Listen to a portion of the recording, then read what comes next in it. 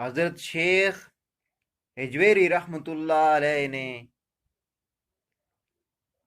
حضرت جنید بغدادی کے قول کی تائید میں فرمایا ہے کہ تصوف کی بنیاد 8 خصلتوں پر ہے، جن سے 8 پیغمبروں کی پیروی ہوتی ہے، یعنی تصوف میں سخاوت حضرت ابراہیم علیہ السلام کی ہو، رضا حضرت اسماعیل علیہ السلام کی ہو، صبر حضرت ایوب علیہ السلام کا ہو، اشارات حضرت زکریا علیہ السلام کے ہوں،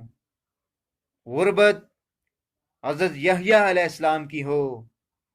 سیاحت حضرت عیسیٰ علیہ السلام کی ہو، لباس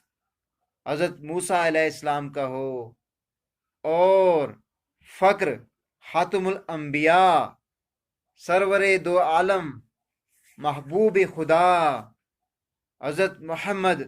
مصطفیٰ صلی اللہ علیہ وآلہ وسلم کا ہو۔